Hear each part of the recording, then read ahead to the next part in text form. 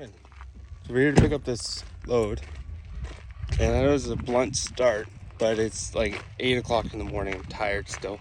Probably gonna go back to sleep once I hit Grand Prairie, because we're north of Grand Prairie. We're pretty far north Alberta. We got a flat duck with us today. We're picking up a theft, a 2021 Chevy Colorado, and I don't think the owner realizes how bad his truck is. We're bringing it back to a dealership to get fixed. Here's the truck. So I'll turn the camera around. All right, so first things first, we're missing suspension. Absolutely down to the frame. Other than that, everything body-wise looks good. This guy did not have a good day, but you see the interior? Stereo ripped out, but seats are still there. How about back seat? Back seats are missing. Box of axles. So I guess the dealership that I'm taking this to is going to fix it. To me, it's a 2021. It looks like it's going to take, I don't know, a lot more parts to fix than anything, because you need to rekey the ignition. Who knows? It just seems like that's going to take a lot of work. But it's a lot here. Lots of Dodges. This old Cummins, that's all fucked. So, you know what's funny is, if you look at it, the bumper is fine. The hood is fucked. Means the bumper took the brunt of it and just said, I'm shrugging it off. It's funny. Like I set up the GoPro in the trailer and get ready to record this loading, because I always record loads when I do yard stuff in case something happens. I got my timbers down. And then we can get on the road. I'm hungry. Once we get to Grand Prairie, we'll fuel up, fill up slip tank, spend a couple bucks, and we'll get out of here. All right, let's get loaded. All right, we're gonna start recording because the guy's coming to load us, which is good. Let's go look at the bill of lading for this. What are we?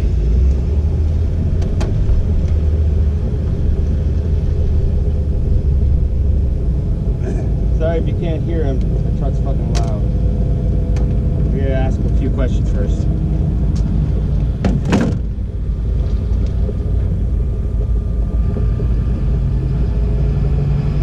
Seems like he's on the phone with someone.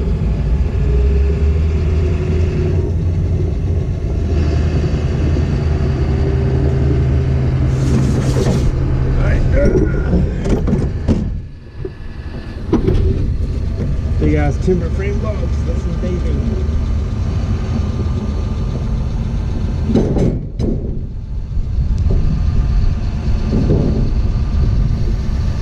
Hopefully they're wide enough for the frame. I'm hoping. If not, I gotta put them underneath the frame.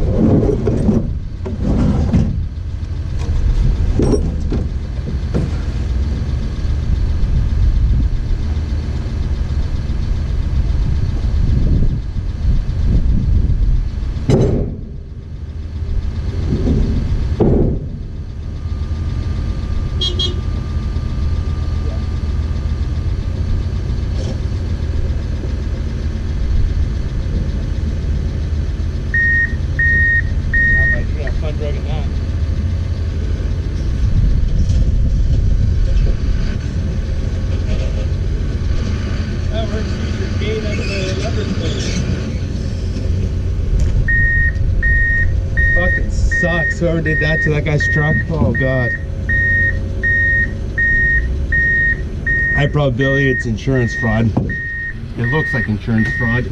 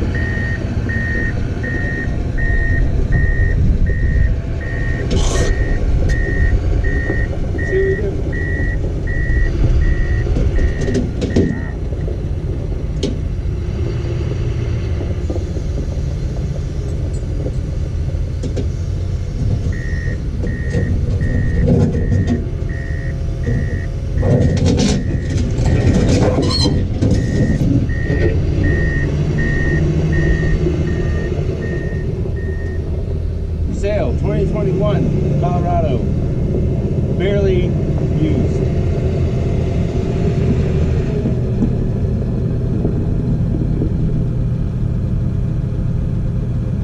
He's too busy texting. Now I can tell it's his work computer.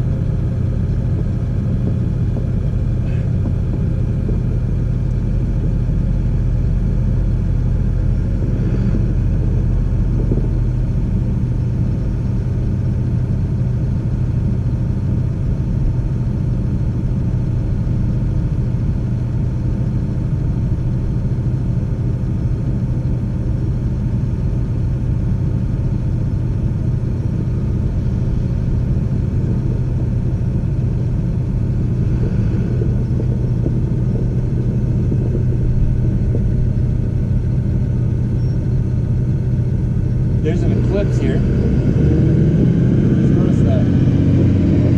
Uber truck. Car.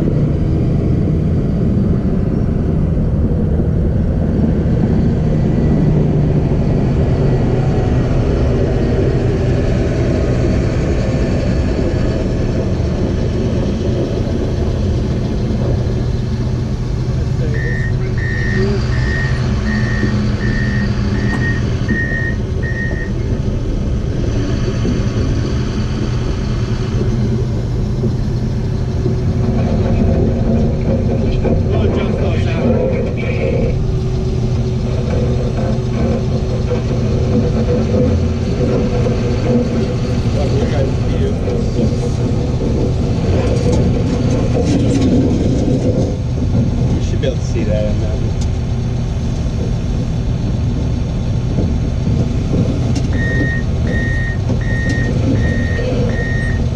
Have to give her some oomph, buddy. Oh my god. Free tire go.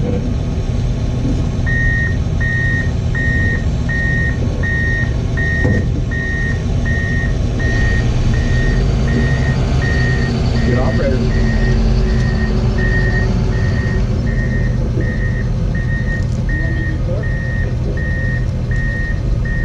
Looks like I gotta move ahead. Keys.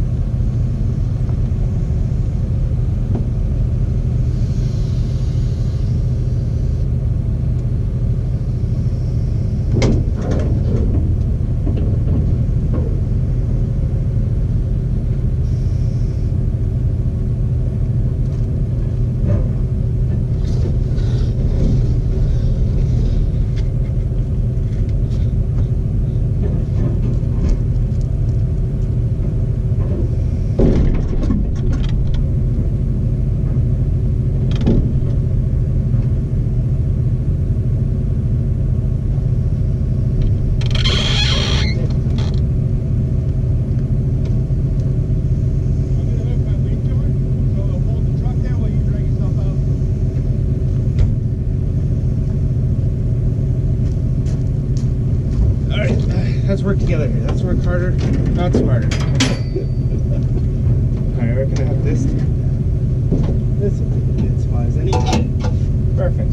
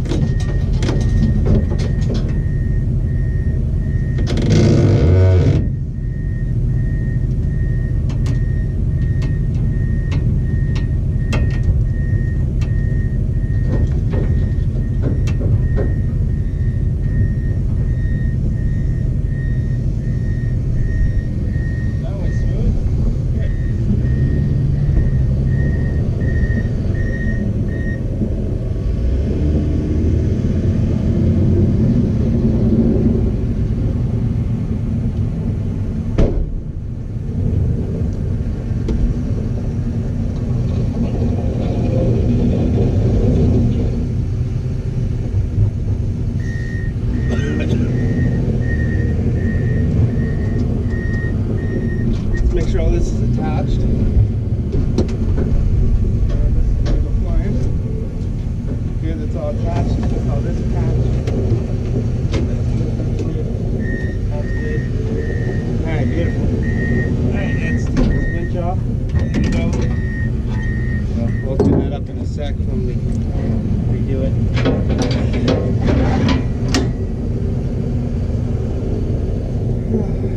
Great fun. Alright, let's get our binders out here and start taking this bitch down.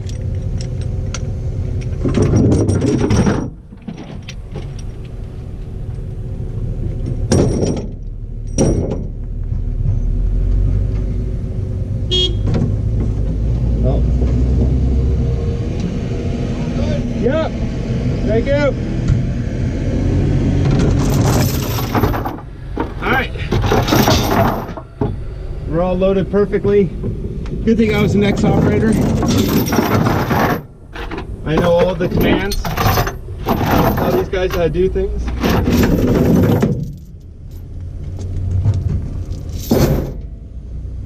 Alright. Let's get this GoPro going. Or I guess it's already going. Let's get you guys close. I have it set up on my phone now so I can actually see the preview. Alright, I'll get you guys in position for the front, tie down, and we'll go.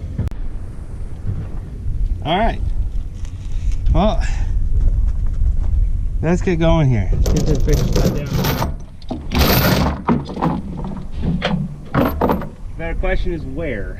Where, oh where? We tie this bitch down. You know what? Around this frame rail looks good.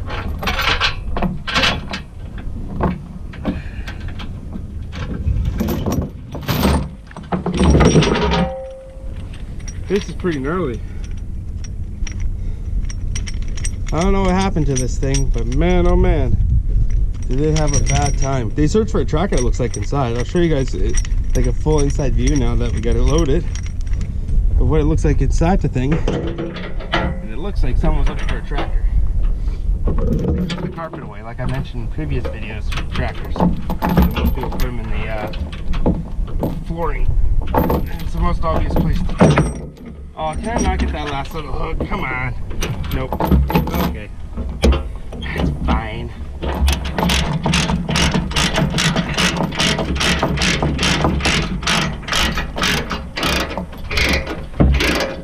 You can't go super tight because I'll knock it over on the other side.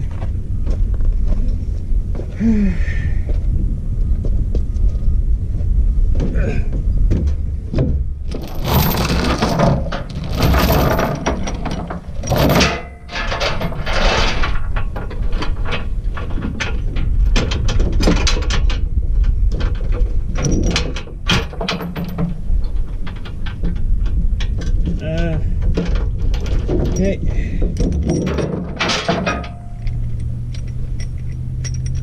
This thing is pretty gnarly looking.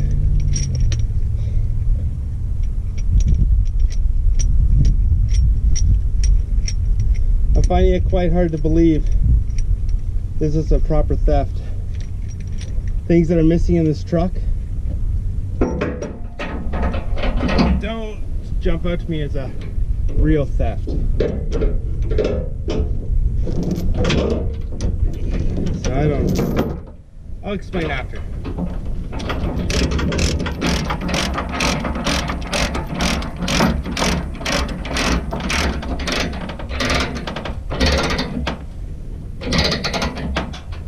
Alright.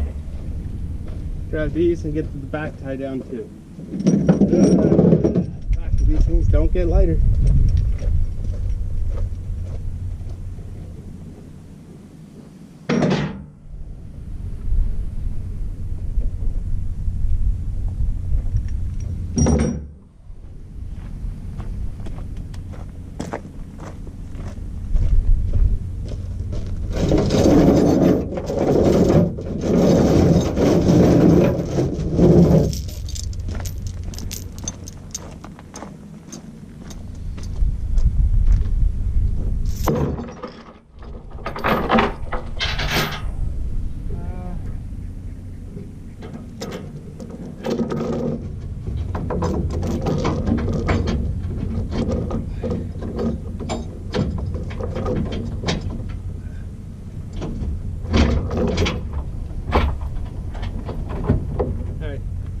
We're gonna have to bring you per side because this one is pretty gnarly.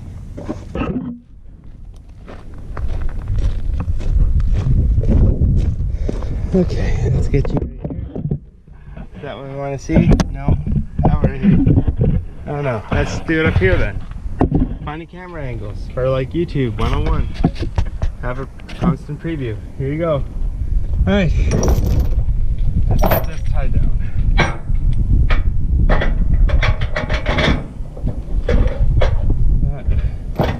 Tie this to this. Skadoosh.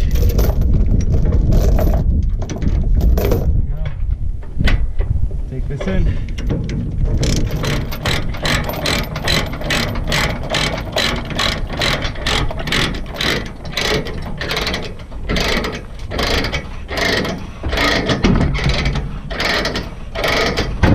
Oh boy. That's not a good tie down point. I got a feeling it's gonna move all the way to fucking here before it hits something you can stop on. So unless there's a frame rail. Nope. Plan B. Everyone loves a plan B. There's not really much to tie down on this truck. Holy fuck. Like, I know as I pull this, it's just gonna get caught on shit. Oh, no.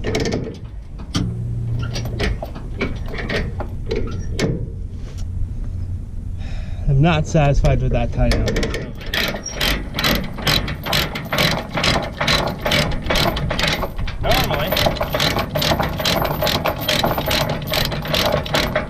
You tie down to a fucking asshole. But our big boy here refuses to have one.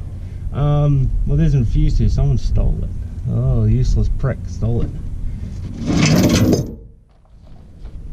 All right, what can we do here? Well, there's a big bracket right here. Do I have enough room to get down below here? Oh, maybe. But there's a wiring harness there, and I don't want to damage the harness.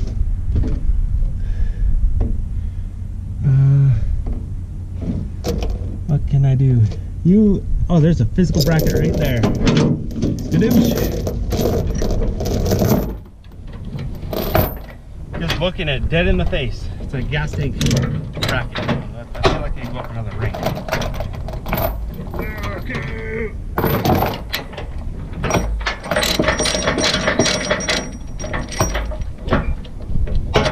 Ooh. Houston, you almost watched a $1,000 iPhone screen go to shit. Dang, let's see if we can get this extra ring. Come on, bitch. There we go.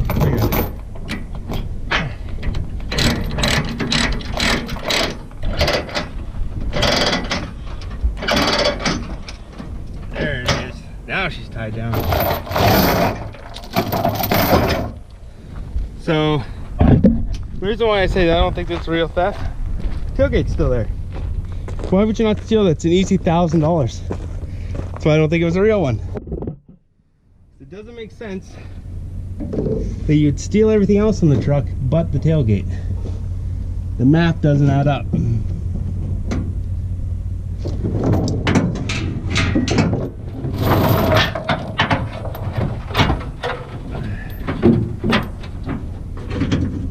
Come on. There we go. Feeding chain. Don't know where it's going to come out, but we found it.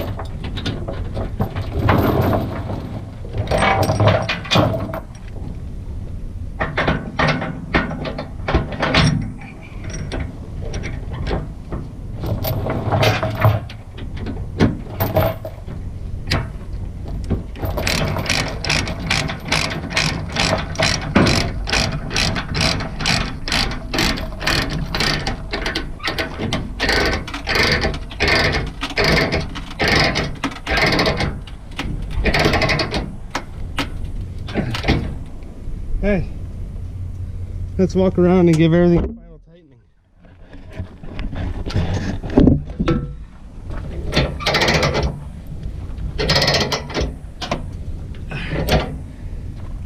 I'm completely over tightening these things. It's because of the fact is I can. Because this bitch has no suspension, so she shouldn't go anywhere. And since there's no weight in the ass anymore, just letting her go. Oh, yeah. That's nice.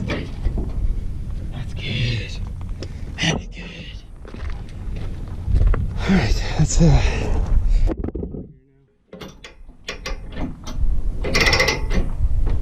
we go. Nice and tight. That truck ain't going nowhere. All right. Hope you guys enjoyed the GoPro video. Let's go get some footage inside this truck, and yeah, then we'll get down the road, get to Grand Prairie. See you guys soon. All right. Here's the video of why I think it's not stolen. And I think it was probably the owner, but burden proof is very hard to do nowadays. Okay, so number one, okay, switchboard taken out, whatever, but everything else is cleanly removed, including the wannabe airbag. They tried to get out, they don't know how to do it. The seats are still here, except the back seat. All right. Oh, is this not closed? Please say you close. Please close. Do you close? It's closed. Back seat, as you can tell, nothing there, okay? Busted out back window, but I can see why, because there's a bullet hole in the front. I'll show you. There's a bullet hole right there from a 308, okay? Now, he took the hood scoop.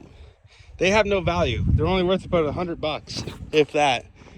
But the lights are LED, bumper, so grill, bumper, all one unit, perfectly taken off, okay? Well, not perfectly, as you can tell. The screws are still there. But look, full suspension, gone. Not the front diff, though. So, oh no, that's the tire rod, I think. Yeah, that's the steering wheel. Okay, yeah, front diff's gone. My bad. But upper control arm, wow, that ball joint shot. But the big thing on it that makes me think it wasn't a theft is tailgate, because these take 30 seconds to take off. They're $1,000 all day, and it's perfect. So I don't know why they didn't take it, but they took the headlights, taillights, and the skirts. And I don't know, me, in my years of experience, and we've done a lot of theft recoveries. I'm only just started YouTube a while ago, where I'm starting to film this stuff. And you could tell when it's a insurance fraud case or an actual person's case, like an actual theft.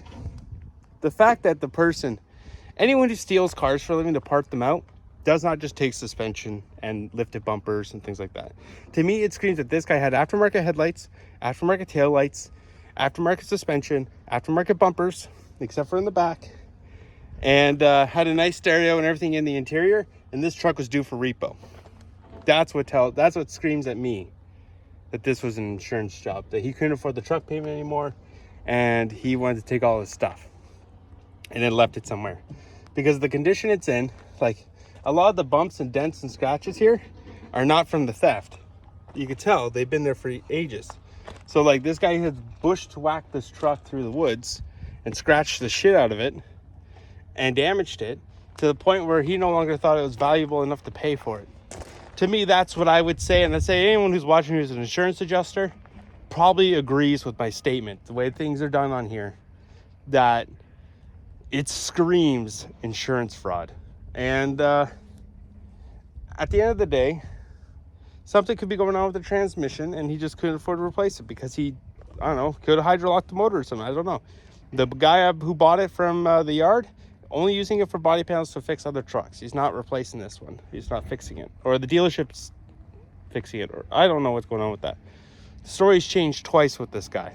From the, I would say the previous owner, but after, to you, it's been a split second. But for me, it's been 2 hours. After talking to the dealership, the owner has bought a new one, I guess, or a base model. And with the insurance money, and has fucked off. So the insurance company, the dealership bought this to fix it.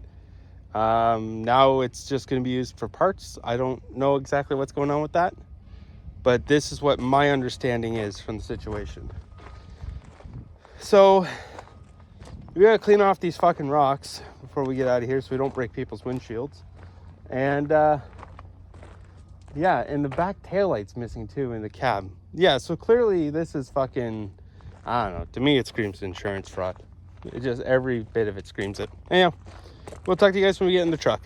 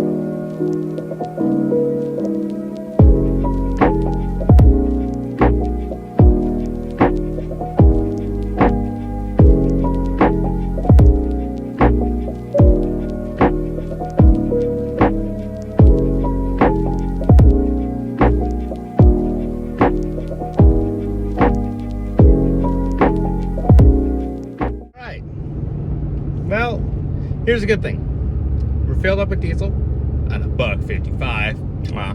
Never thought I'd be saying that last year. Hello. Stop. Sirius XM.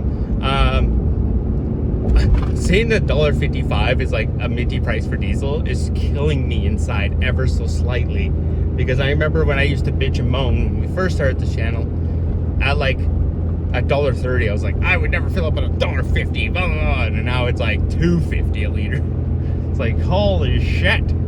But yeah, we're good now, so thanks for that. $1.55, I can live with that. I priced in the job at $2.10 a liter.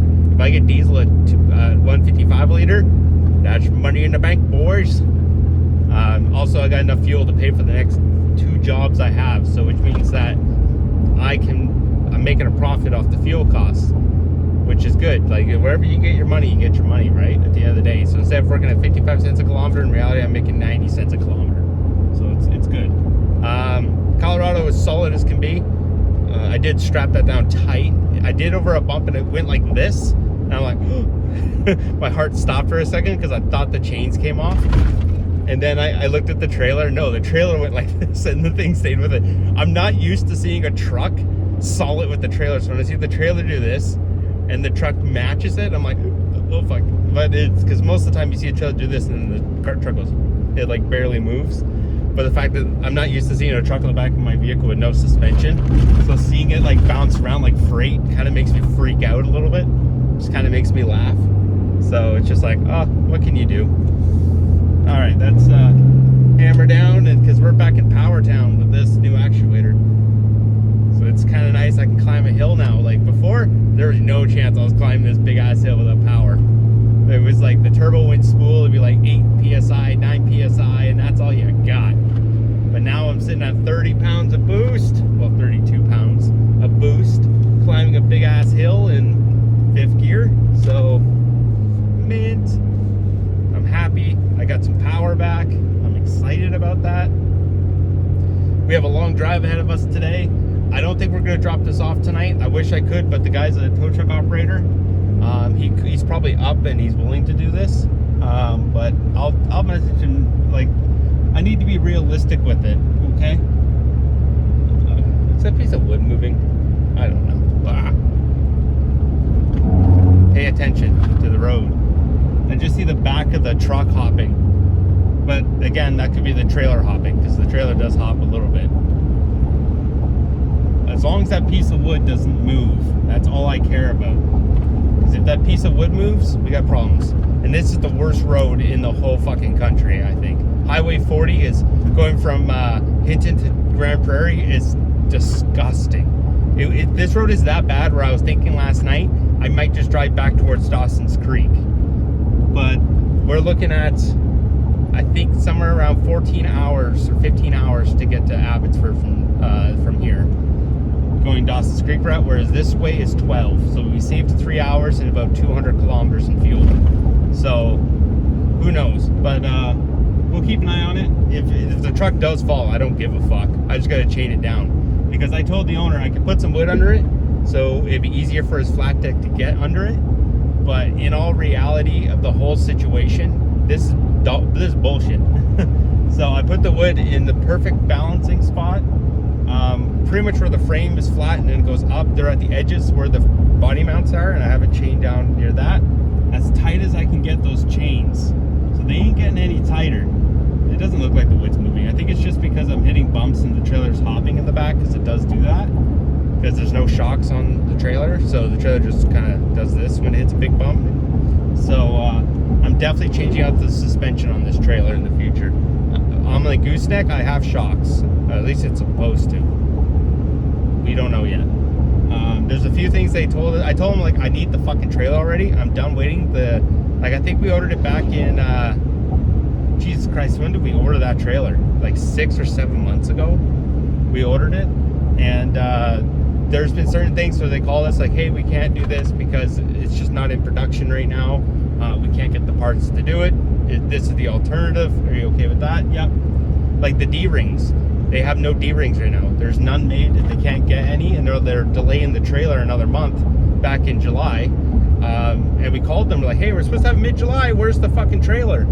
And they're like, oh, we can't get the D-rings, so we're holding the trailer back because we can't get D-rings.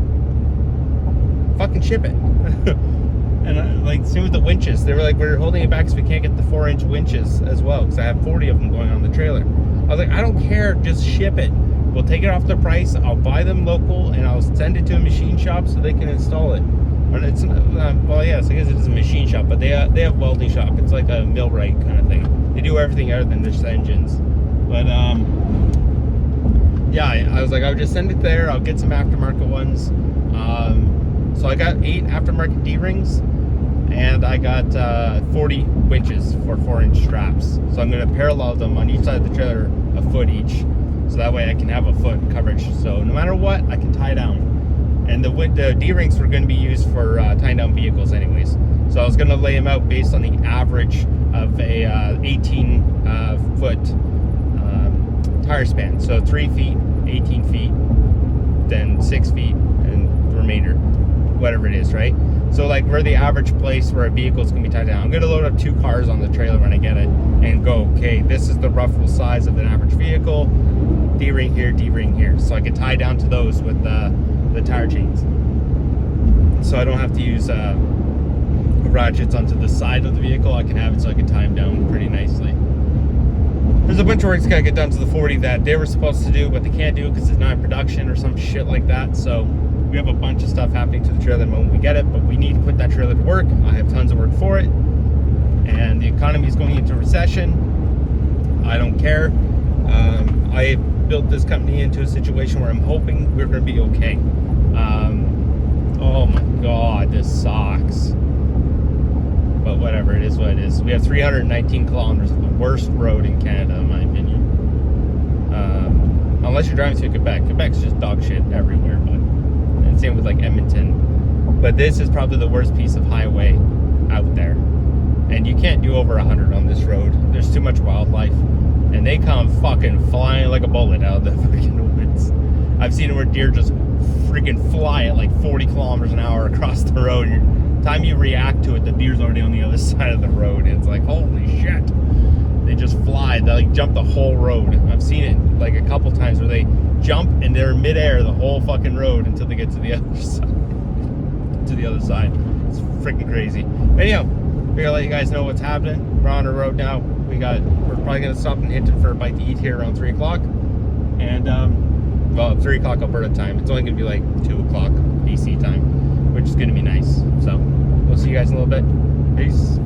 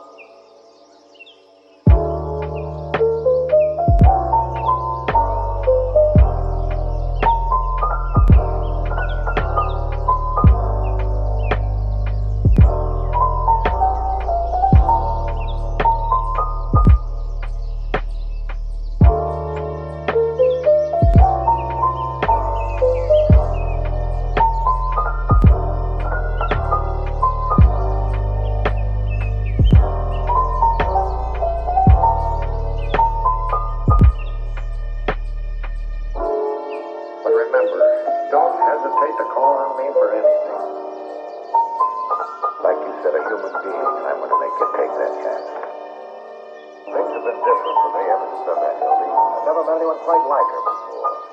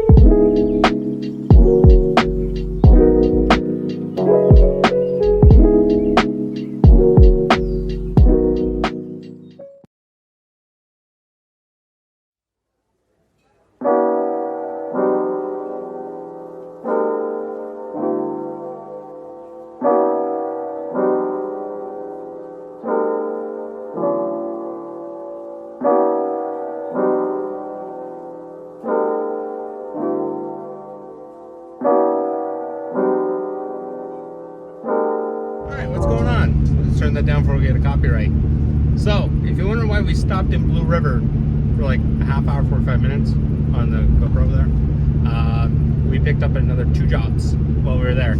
I got a client that called me and said he works for the pipeline, and said that he needs his old travel trailer taken for a trade-in, or I guess not trade-in, but it's going to his farm, and then to pick up his new one and to bring it out to that lot, to a space that he owns. So I ironically, when he called me, he said, yeah, I'm in Blue River right now, and I'm just ironically was passing through Blue River. So I was just like, oh, I'm in Blue River, I'll just stop by and say hi. So I did. So we picked up 2 more jobs, which is nice. It's not far from home. I'd say Blue River from my house is probably about 4 hours, maybe 3-ish, like 300 kilometers or something like that, I believe.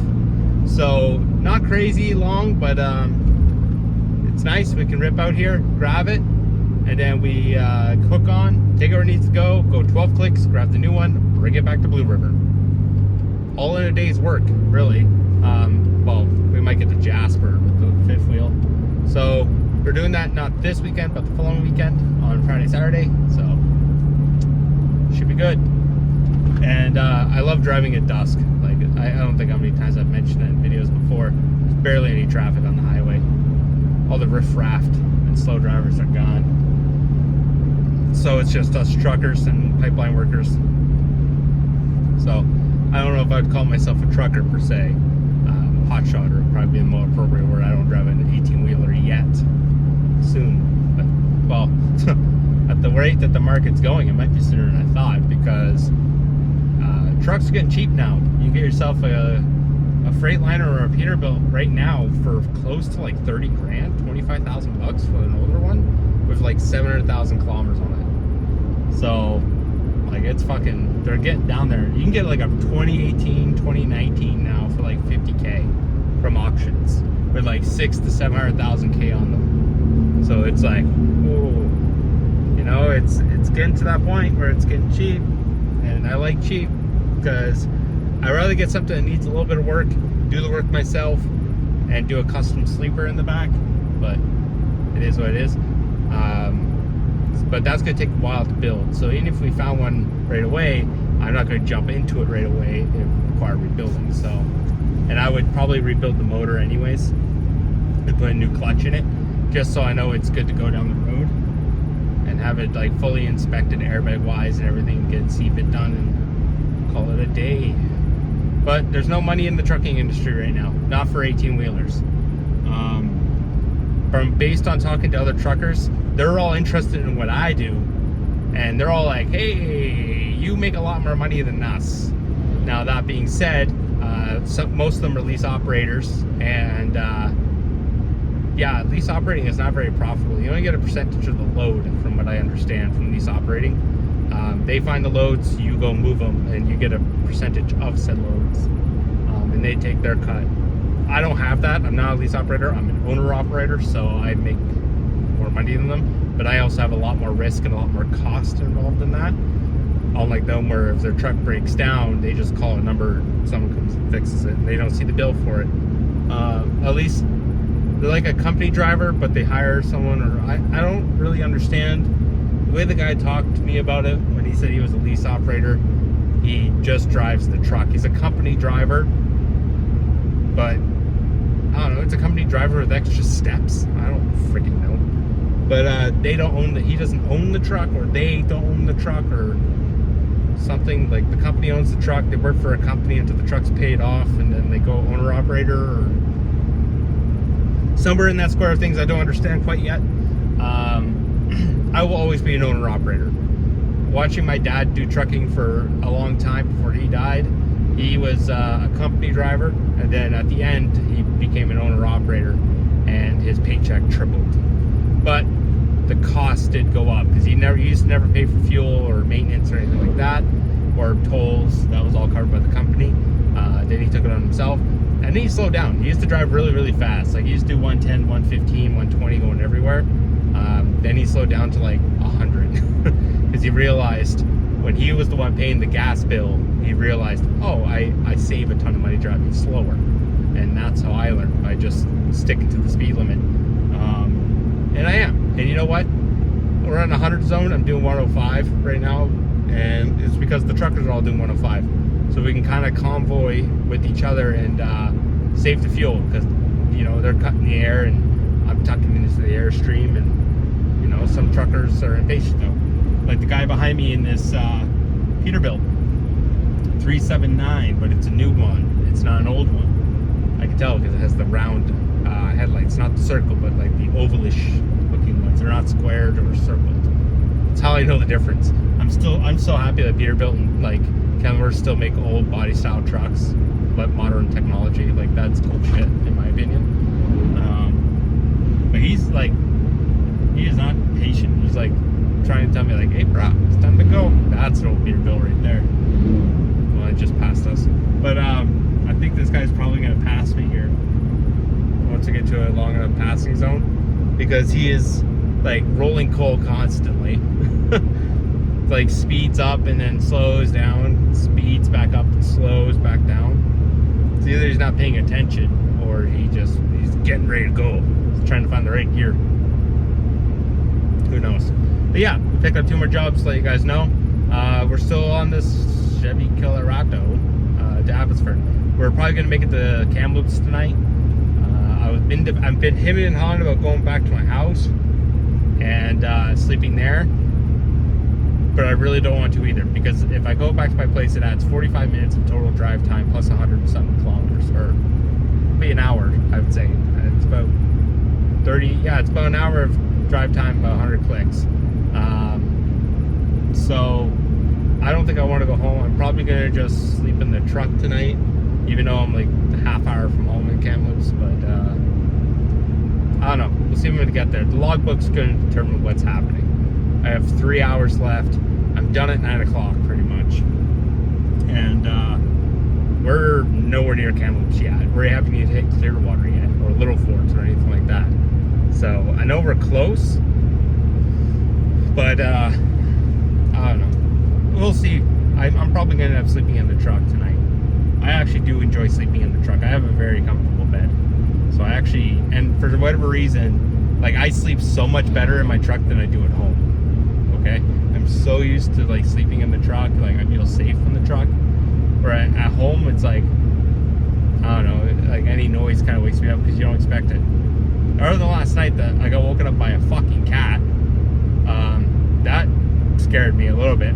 I felt the truck dip and like move like this, and I was like, what the fuck was that? And it woke me up, and a fucking cat decided to have a nap on the roof all night. So it was a chunky cat too.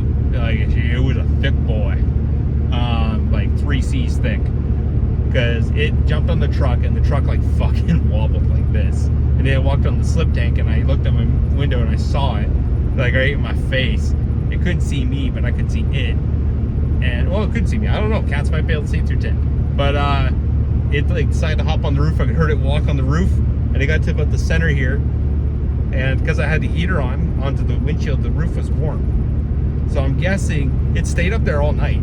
Like I fell back asleep, and when I got up this morning, I opened up the door. The cat just popped his head up, looked at me, and was like, "What's up?" So the cat stayed on the roof all night because the metal was warm because the truck was heated all night. So it got, like when I turned off the truck last night, it wasn't cold. It was like 16 degrees. It got down to like single digits. It got like, I think it was like 6 or 5 last night. It got chilly. I don't have my winter blanket here. I have my summer blanket. So it got chilly, so I had to turn the truck on and let run the heat. So yeah, so it kept up there all night. So I guess it's a farm cat or something. I don't know. I got out and it looked at me, and I put my finger in front of its face. It bopped it, which means that the cat's like, okay, you're fine. It likes me. So I pet it a couple times, and then once I started the truck, it fucked off. Once I turned the truck on, it literally just into the field. So cat was like, and it was probably enjoying the sun. The sun was beaming straight on the roof too in the morning, so it was cool. Cool cat. It was like a tabby cat. I should have gotten the video of it. Would have been funny. I got a video of it going onto the roof. I don't think you're gonna be able to see anything in it, but yeah, we'll see. But yeah, we'll let you guys know. We're coming into Ovola. Yay! I'm hungry. I need some food soon. But yeah, see you guys in the morning, or if I talk to you tonight, who knows? We'll see you.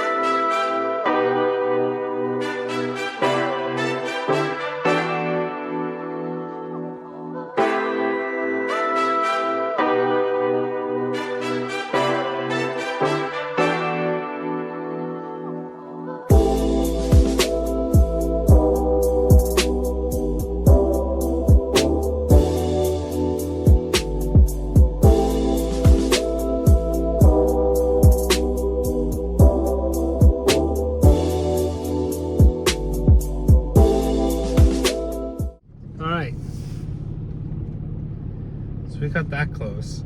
The screen's brightening up now. You know, I think we had like 5 minutes left on the logbook. We're just at the Petro Canada, getting up towards the scale house in Kamloops. Not the one with the cat scale down heading east, the one heading west. I was hoping there was a spot here. Since there wasn't, then I was going to jump on a I was going to hit the scale house and sleep at the scale house, but it's not too bad here. It's fairly quiet. You hear one truck, you hear this guy's APU, but it's nothing crazy. My truck's just as loud, so it's not too bad. Like if I see, not too crazy. I think I need new batteries, by the way. I've been noticing every time I start the truck now, the lights are heavy flickering, which means that the batteries are probably on their last legs. According to my voltage meter here, it's legit 2.7 volts. But the moment that I put any load on it, it drops to like 4 or 5 volts, which is unusual. Normally the voltage on this truck sits around 11.9 when it's cranking, or 12.1. But right now, as soon as I crank it, it goes down to like 4 or 5. So I'm going to assume that's it. So we're back. Update on the turbo actuator. We have a couple of codes. P2560, which is coolant level low, solved. We also have P0111. So that is a air intake temperature sensor circuit range and performance. That's what happens when you go into like boost extra power. It tricks the computer to dump more fuel in because it tricks it to think that there's more power or more air coming into the system. That code will forever be there as long as the tuner's here. I'm going to get this code disabled when I update the system. And obviously we're still working with P02E3. We haven't deleted the EGR yet, so that will always be there. Successfully erased. Diagnosis. Should just have the one. Yep, perfect. I will forever live with a check engine light on a Dodge Ram when it comes to deleting it. But truck's been healthy. She's been handling the actuator good, so the transmission's a lot happier.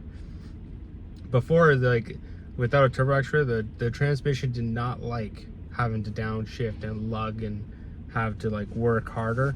Whereas I found now the trans really likes the boost coming on, and I don't know, it's responding a lot better. The truck's responding really well to the BGT system, which is good because that's what it's designed for. So far we haven't had any issues, fingers crossed. We put about 2,000 kilometers on it. I think we put on about 1,800 kilometers in the last 2 days. We're probably going to put on another 1,000 tomorrow. So right now we're at the Petro Can and we're going to grab some sleep. It's 11:02 p.m. so we'll get up at 7 and start hitting the road to get to Abbotsford to get this damn truck offloaded. That should be a fun game all on its own. So I hope you guys enjoyed the video so far. We'll see you in the morning. Good night.